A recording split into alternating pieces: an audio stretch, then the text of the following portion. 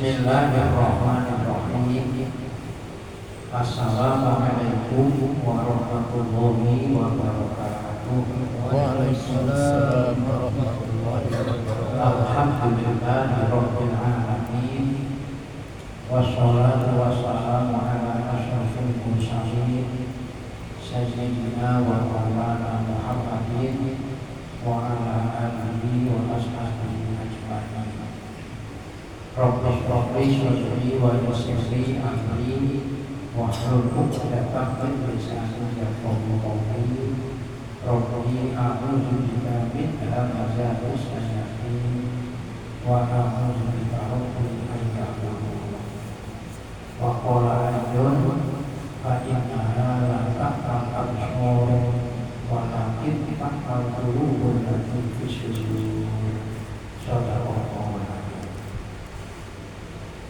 jamaah sekalian yang sama-sama dimuliakan oleh Allah Subhanahu wa taala. Kembali kita bersyukur kepada Allah Subhanahu wa taala karena dengan rahmat, nikmat dan karunia-Nya serta hidayah-Nya kita dapat melaksanakan kewajiban kita yang melakukan ibadah sholat maghrib, dan alhamdulillah kita diberikan kekuatan untuk dapat melaksanakannya dengan berjamaah.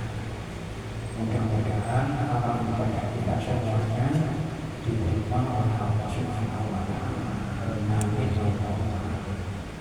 Salam takzim ikraman wa mahabbatan wa tarbiyah kita aturkan kepada junjungan kita Nabiullah Muhammad sallallahu alaihi wasallam. Semoga kita betul-betul tergolong umat yang dipastikan kelak yaumul qiyamah mendapatkan syafaat dari Nabi kita Muhammad sallallahu alaihi wasallam. Amin. Selanjutnya langsung saja buka kepada buku saja yang ada nomor buku halaman 107 buku saja. Kita bicara masalah bagaimana pentingnya bagi kita orang laki-laki untuk melaksanakan sholat dengan berjamaah. Halaman 160 buku saja penjelasan. Sesungguhnya sholat berjamaah untuk menunaikan sholat wajib bagi kaum lelaki yang merdeka. Sekarang ini kan kaum laki-laki tidak ada yang jadi budak karena sudah tidak ada perbudakan, jadi sudah merdeka semuanya dan berada di tempat tinggalnya, di rumahnya. Maksudnya mungkin bukan orang musafir. Mari kita amati betul-betul. Ini berdasarkan hadis-hadis yang sekarang dijelaskan, supaya kita betul-betul memperhatikan betapa pentingnya kita melaksanakan sholat berjamaah, khusus untuk kaum laki-laki, karena yang dibebani untuk melaksanakan sholat berjamaah di masjid, di mushola itu adalah kaum laki-laki, dan itu yang merdeka dan yang mungkin artinya dia bertempat di situ. Adalah fardu kifayah menurut mazhab Syafi'i. Fardu kifayah kalau sampean umpama di masjid ini kosong sampai tidak ada orang sholat berjamaah, maka di sekitaran masjid ini orang laki-laki menanggung dosa. Masjid ini kosong, tidak ada yang melakukan sholat berjamaah laki-laki. Di sekitaran masjid ini, kalau menurut istilahnya dikenal dengan bertambah masjid itu sebetulnya kalau menurut itu 40 masjid, 40 anak, 40 masjid, dan itu baru nanti berhak untuk mendirikan masjid. Nah, sekarang kalau dihitung dari itu tidak yakin kondisi, makanya hukum fikih itu hukum senantiasa berubah menurut ilahnya. Kalau dulu mendirikan masjid, kalau sudah sampai tidak terdengar azan, katanya azan di masjid ini tidak lagi terdengar, maka di tempat itu berhak boleh untuk mendirikan masjid. Maka dulu di kampung zaman Bahari itu kadang-kadang satu dusun atau satu kampung itu bukan satu RT, satu dusun baru ada mendirikan satu masjid. Karena penduduknya juga tidak seperti banyak sekarang. Karena masjid tadi digunakan untuk sholat berjamaah, yang wajib untuk mengisi sholat berjamaah. Maksud saya sholat Jumat, masjid diwajibkan untuk melaksanakan sholat Jumat. Kalau sholat Jumat itu jamaahnya ini tidak mencapai 40 orang, sementara penduduknya yang laki-laki lebih dari 40 orang, maka dihukumi dosa. Ini masalah kaitannya dengan orang yang bermukim. Maka dulu ketika keinginan untuk mendirikan masjid atau merubah fungsi musola menjadi masjid, kita setujui karena kondisi yang sudah sangat memerlukan. Nah, dalam sholat berjamaah tidak untuk di masjid saja, termasuk di tempat yang bangunan yang digunakan untuk melakukan sholat seperti musola.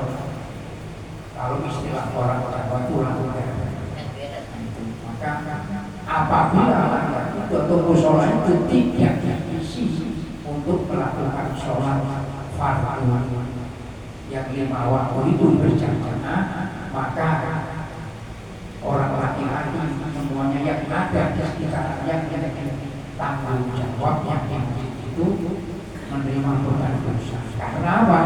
Karena kalau menurut ulama Syafi'i, sholat berjamaah itu bagi laki-laki yang bernikah, yang bermukim di tempat itu hukumnya fardu kifayah.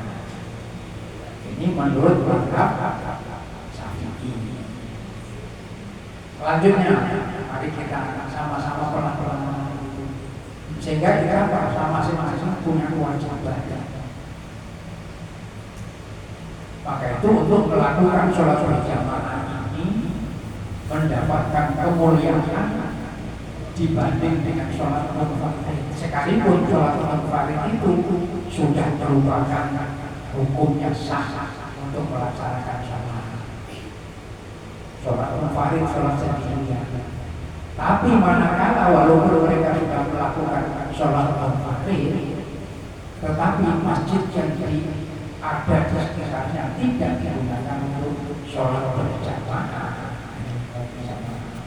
kosong, maka dipandang semua orang laki-laki yang mungkin di situ yang punya tanggung jawab untuk melaksanakan sholat berjamaah, maka dihukum dosa.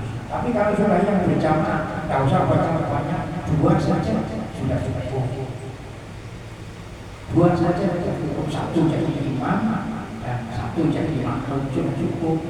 Dan kalau seperti masjid ini begini, umpama jamaahnya cuma 1, jadi imam 1, makmumnya 1, maka jangan berbaris seperti berjejer antara imam dengan makmum. Coba jangan sampai makmum itu mendahului tubuhnya imam. Biar ada pergerakan, kira-kira mungkin ya, satu apa namanya,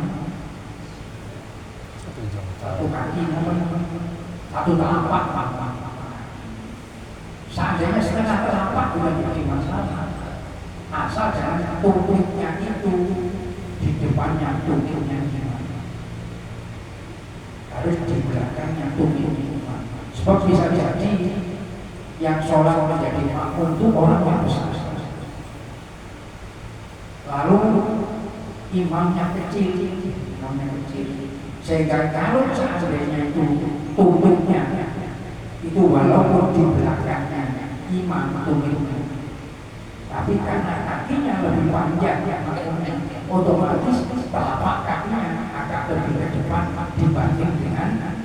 berjamaah. Yang terpenting ukurannya itu bukan di kakinya tadi kalau berjamaah itu di tumitnya, jangan sampai makmum ada tumitnya di depan. Maka itu diantaranya kita dianjurkan jangan sampai sejajar, harus ada jarak sedikit. Nah nanti kalau seandainya ada makmum yang datang berikutnya, maka yang ada makmum di belakang tadi, yang tumitnya di belakang yang tadi, sedang untuk ke belakang untuk menyamai atau menemani makmum yang baru datang. Dan nanti makmum yang baru datang bisa memberi berita dengan cara menandai. Lalu makmum yang tadi hanya berdua, lalu masih berdua makmum. Sedangkan imamnya tidak usah pakai perubahannya, tetap sama. Ini satu.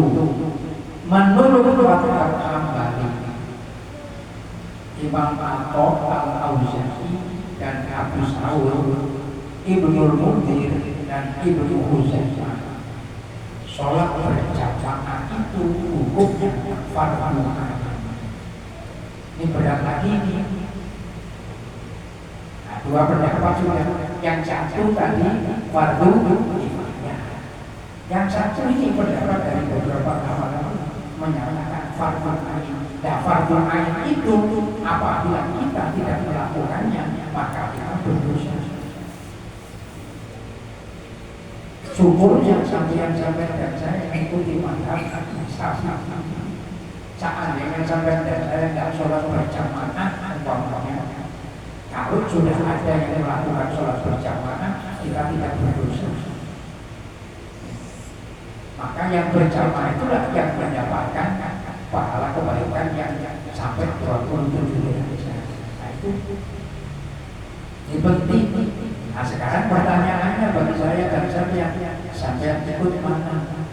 Ikut Imam Al-Auza'i, Imam Hambali, atau Imam Atok sama yang lain, atau ikut mengambil pandangan daripada Imam Syafi'i yang menyatakan bahwa sholat berjamaah bagi laki-laki yang mukmin yang bertempat tinggal di rumah, bukan orang musafir, bukan orang bepergian, maka hukumnya adalah fardhu kifayah. Ya fardhu kifayah sampai tidak tahu apa yang fardhu kifayah. Apabila sebagian daripada kita ada yang melakukannya, maka ukur yang tidak berdosa. Tapi kalau fardhu ain, apabila kita pribadi tidak melakukannya, maka kita berdosa. Nah, menurut Imam Al-Auza'i, Imam Hambali, berdasarkan kitab yang ada di dalam Irsyadul Ibad Melaksanakan dosa ini, menyatakan bahwa sholat berjamaah itu hukumnya fardhu. Nah, fardhu ain itu apa? Tadi sudah saya jelaskan. Sholat Jumat tidak bisa dilakukan untuk sendiri-sendiri munfarid. Maka kalau kita mengadakan pengumuman di waktu Jumat itu tidak bisa dikatakan sebelum kita melaksanakan sholat Jumat dengan berjamaah, tidak bisa. Selayaknya tidak bisa begitu. Kalau kita mengatakan sebelum kita melaksanakan sholat Jumat berjamaah, berarti kan masih boleh melakukan sholat Jumat tidak berjamaah. Ya jamaah Jumat itu saja. Karena tidak boleh melakukan sholat Jumat sendiri. Sebab sholat Jumat itu nanti kewajiban yang ada yang namanya khotbah.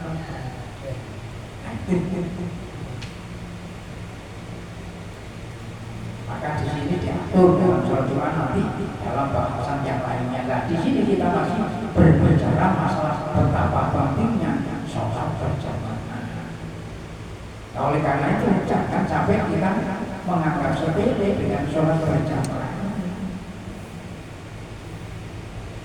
Satu pandangan ada yang menyatakan fardu kifayah, satu lagi menyatakan fardu ain. Tidak ada dulu sebelumnya ini yang menyatakan sunnah.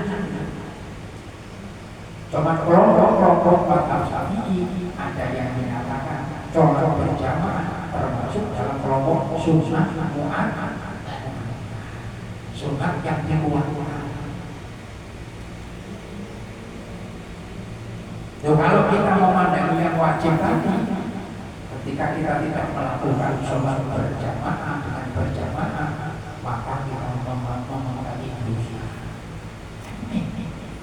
Tapi kalau kita memahami berpandangan terhadap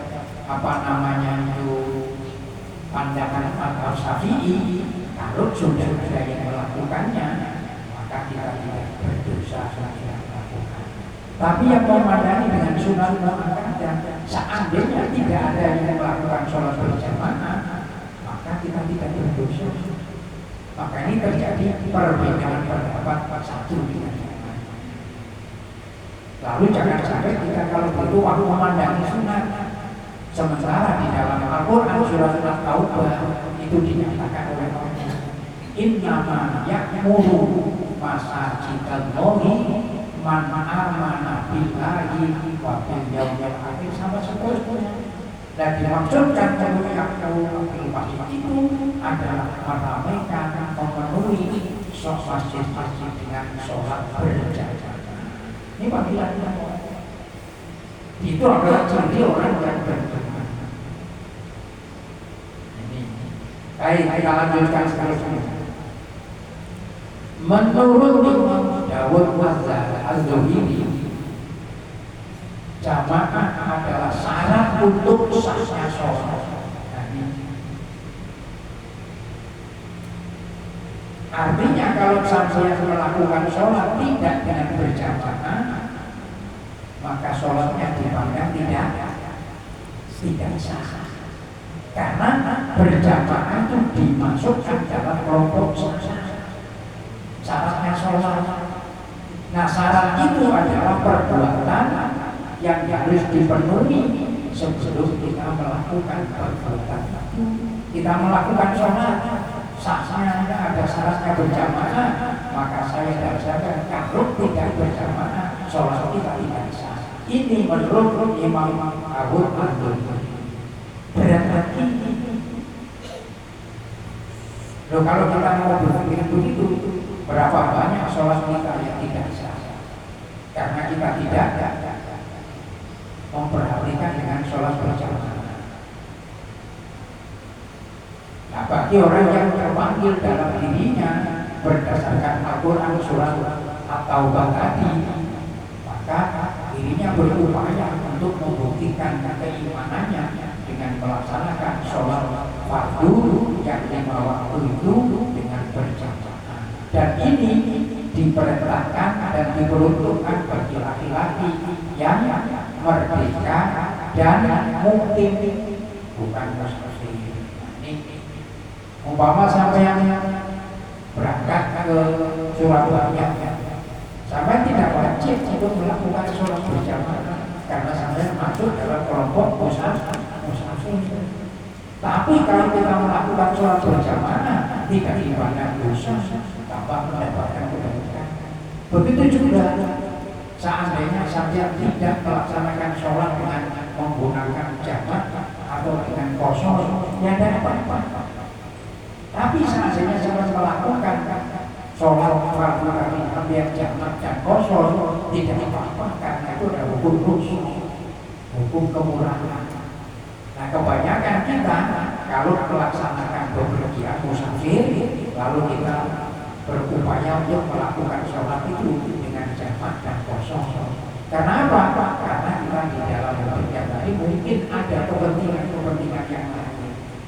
Kalau kita sholat jamaah dan kosong. Saya sendiri kalau mau ngajak teman-teman untuk ziarah ke makam Wali 9, Wali Songo, itu biasanya sholatnya selalu saya ajak untuk jamaah dan kosong. Sholat zuhur saya jamaah dengan sholat asar, lalu di kosong. Kalau kita sholat jamaah dan kosong, tidak diperkenankan untuk melakukan sholat sunnah. Jadi habis sholat zuhur kita langsung melakukan sholat asar di kosong yang tadinya 4 rakaat lalu ringkas saja. Nah perjalanannya terus begitu juga nanti sholat maghrib dan isya. Yang tidak bisa dikosong adalah sholat subuh. Kalau sholat subuh dikosong habis. Sholat subuh 2 rakaat kalau diringkas habis. Dan sholat subuh tidak boleh berjamaah. Yang boleh berjamaah itu hanya 4 sholat tadi, zuhur dengan asar. Tidak boleh asar dengan maghrib. Yang boleh berjamaah itu zuhur dengan asar. Nah, zuhur dengan asar nanti boleh berjamaah takdim atau jamaah takdim. Kalau nomor 2 yang bisa dijamaah maghrib dengan isya. Nah, sholat yang zuhur asar dengan isya boleh dikosong. Tapi sholat maghrib tidak boleh dikosong. Tapi boleh berjamaah maghrib dengan isya boleh berjamaah. Mau jamaah takdim atau jamaah takhir. Tapi sholat maghribnya tidak boleh dikosong, tetap 3 rakaat. Nah, sholat isya boleh dikosong 2 rakaat. Terus saya sering ditanya, Pak, kalau sholatnya pada waktu isya mana yang lebih didahulukan? Sholat maghrib apa sholat isya? Menurut sampean sholat isya apa sholat maghrib? Sholat maghrib. Terus yang lainnya ada sholat apa? Maka kalau sampean mengkosor sholat maghrib pada waktu sholat isya, yang bagus dikerjakan itu sholat isya terlebih dahulu. Karena itu kita waktunya hanya mendahulukan waktunya sholat isya. Sementara maghrib mengikuti daripada waktu sholat isya. Dan dulu sholat isya. Namanya itu disebut dengan jamaah takhir. Nah, kalau sampean sholat maghrib dengan sholat isya, sampean jamaah di sholat maghrib, jangan didahulukan sholat isya. Yang didahulukan sholat maghrib 3 rakaat baru melakukan sholat isya. Jelas sudah aman sudah. Nah, calon-calon surga semua.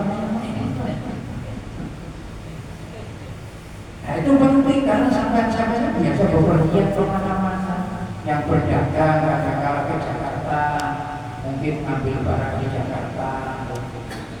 Seperti Pak Hatta ini nanti berangkat menuju Surabaya, begitu.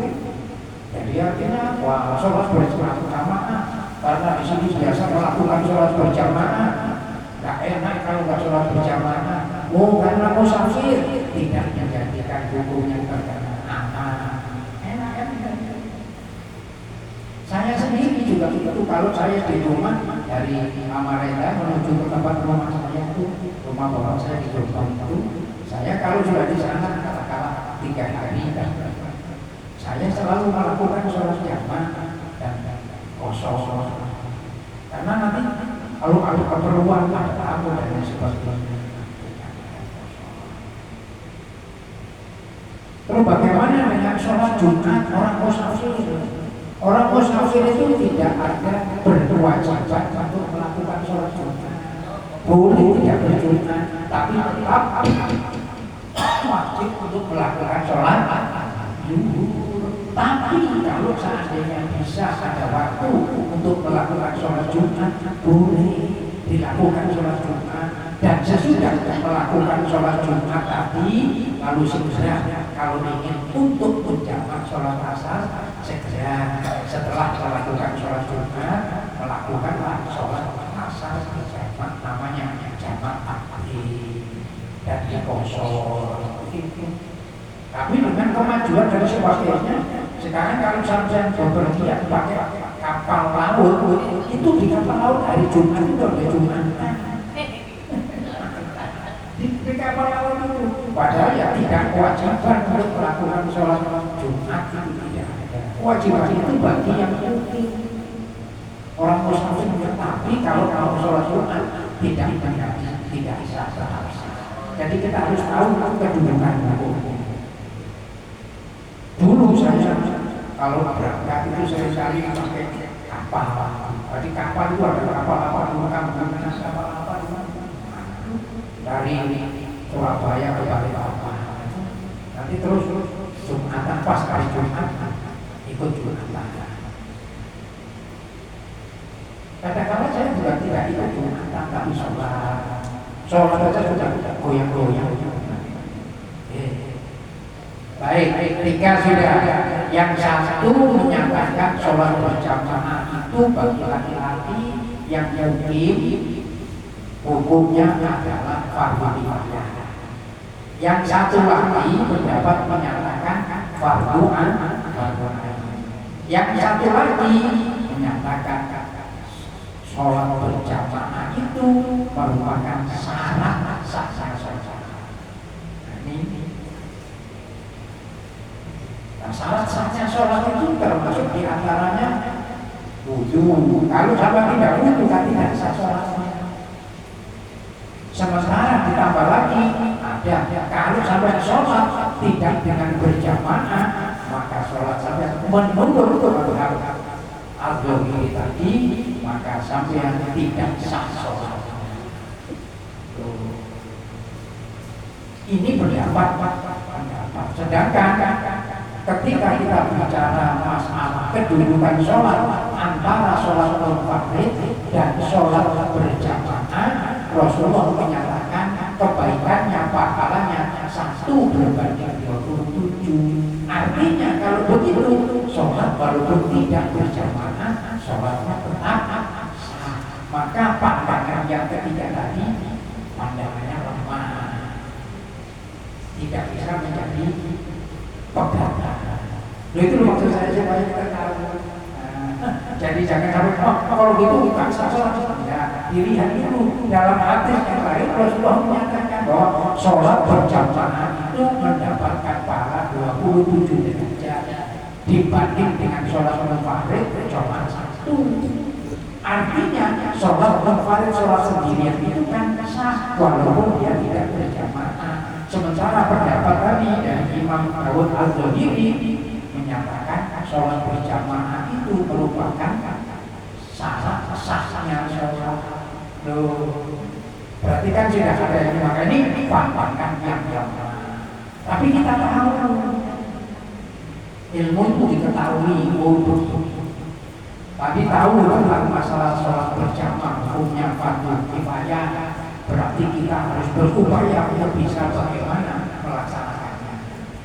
Untuk lebih memperkuatkan diri kita terhadap sholat berjamaah, kita tahu bahwa sholat berjamaah itu ada yang memandang hukumnya fardu. Kalau kita ingin mau untuk kompilasi terhadap ini, maka sampai dan saya berpikir kalau tidak ada uzur, tidak ada apa-apa, maka kita berupaya untuk melaksanakan sholatnya dengan berjamaah. Kalau kita bisa melaksanakan sholat berjamaah, mohon maaf, orang di luar agama Islam itu akan merasa takut dengan orang Islam apabila orang Islam sudah dapat memenuhi masjid-masjidnya dengan sholat berjamaah. Tapi sama lihat sekarang, maka Rasulullah memberitahu ciri di antara dekatkan hari kiamat, masjidnya banyak, masjidnya besar-besar, masjidnya indah-indah, tapi kosong jamaah. Nah, termasuk sampai ini yang berupaya untuk memperlambat datangnya hari kiamat karena saja berjamaah. Kalau sampai saya sudah tidak lagi berjamaah, kosong ini masjid cuma tinggal bentuknya, tinggal bangunannya, mungkin sudah dekat kiamatnya. Dan sekarang kita lihat masjid yang jumlahnya sekian ribu, tapi kalau sholat berjamaah sekian puluh, ini pokoknya begitu. Nah, alhamdulillah sampai berada di lingkungan Masjid Aqsa ini, alhamdulillah. Nah, mudah-mudahan kita semuanya ibadah kita terima. Tapi 4 ini yang harus diperhatikan, yang kemarin sudah saya sampaikan itu. Yang pertama, sahabat harus menjaga husnul yang kemarin masing-masing itu bagusnya akhlak kita. Lalu yang kedua, nah, kita perhatikan kemarin itu harus memiliki sifat safo dermawan itu. Yang nomor 3, tawadhu, rendah hati dan sebagainya ini dijaga. Lalu yang keempatnya musuh, inna sholati wa nusuki. Jadi 4 ini yang harus awasi kita. Ini akan menjadikan amal ibadah kita bernilai di sisi Allah Subhanahu wa taala. Hidup akan menjadi mulia di sisi Allah Subhanahu wa taala. Yang pertama tadi ya, sifat yang namanya husnul khuluq, bagusnya akhlak kita. Akhlak indallah, akhlak indallah. Lalu yang kedua, hidup jangan sampai kita menjadi orang-orang pemikir yang apa namanya itu medit,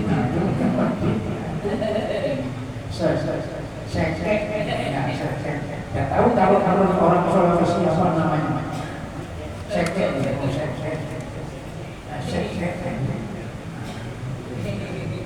Mungkin di sini ada orang yang Madura bahasanya apa, saya tidak tahu.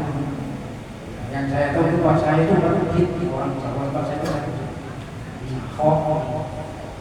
Nomor 3-nya tawadhu, rendah hati, tidak menimbulkan, tidak memunculkan sifat keangkuhan, sifat kesombongan, sifat ujub, tidak, sifat pajak, tidak, tapi menjaga semuanya dipasrahkan, disandarkan kepada Allah.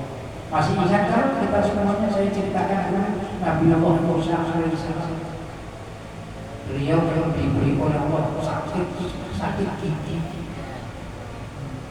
Sakit gigi, beliau sampai mutar-mutar udah bisa sakit. Lalu beliau matur kepada Allah, meminta kepada Allah, menyampaikan bahwa dia sakit gigi, minta supaya diberi obatnya. Karena Nabi Musa disuruh untuk datang ke suatu rumah. Lalu di sana nanti ada rumput ini, ambil dulunya. Karena dia mendapatkan perintahnya dari Allah, lalu dia datang melembah, ada rumput seperti yang diceritakan tadi, lalu diambil di bumbunya. Seketika itu sembuh karena beberapa waktu berikutnya sakitnya datang lagi. Tidak usah lapor dengan Allah, langsung meyakini rumput itu bisa mengobati. Diambil di bumbunya tidak sembuh. Karena apa? Dia yakin bukan kepada Allah, yakin kepada dia. Maka kita harus berupaya untuk menjaga hati-hati. Ini penting sekali. Itu musuh menjaga ibadah kita lurus hanya karena Allah Subhanahu wa taala. Demikian yang dapat saya sampaikan pada hari ini. Mudah-mudahan ada manfaat. Al-Fatihah.